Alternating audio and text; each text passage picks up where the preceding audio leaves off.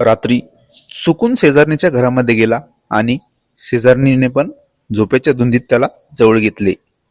आणि नंतर जे घडलं ते तर. नमस्कार मित्रांनो, स्वागत आहे तुमचं आमच्या चॅनलमध्ये. तुम्ही जर अजून आमचं चॅनल सबस्क्राईब केले नसेल तर प्लीज चॅनलला सबस्क्राईब नक्की करा.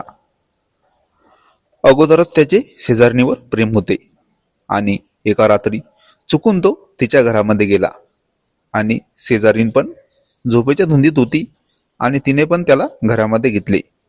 पण जेव्हा तो तिच्या जवळ आला आणि नंतर कोमल तिच्या नवऱ्याबरोबर राहत होती वेगळी. तिला एक मुलगी होती. तिच्या शेजारी विनायक आणि त्याचा परिवार राहायचा. विनायक थोडा व्यसनाच्या आहारी गेला होता.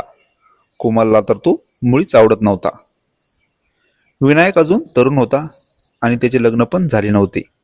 जेव्हापासून कोमल त्याच्या शेजारी राहायला आली होती तेव्हापासून त्याला ती आवडत होती आणि तो एक वेळा तिला तसं बोलला पण होता.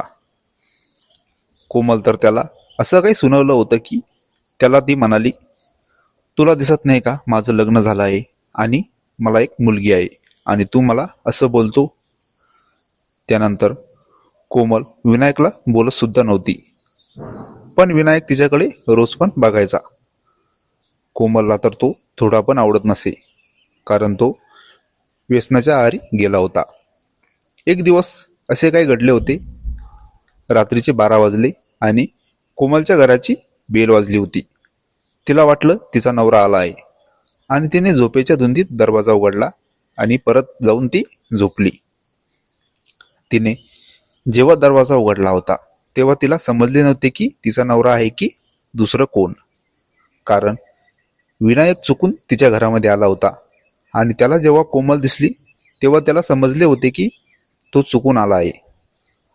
कोमलने दरवाजा उघडला आणि तिने नवरा समजून झोपेच्या धुंदीत विनायकचा हात पकडून त्याला आत नेले आणि जवळ घेतले.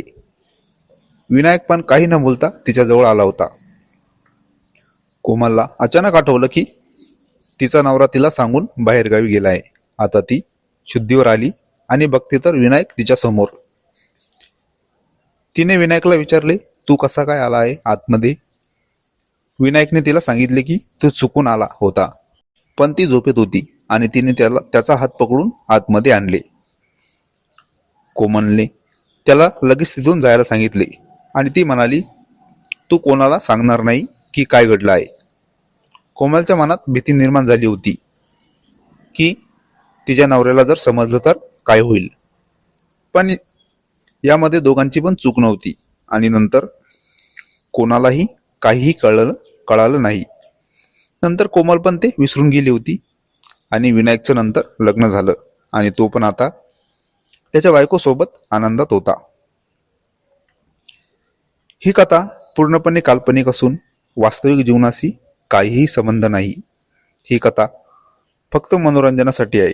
मित्रांनो, कथा आवडल्यास चॅनलला सबस्क्राईब करा. धन्यवाद.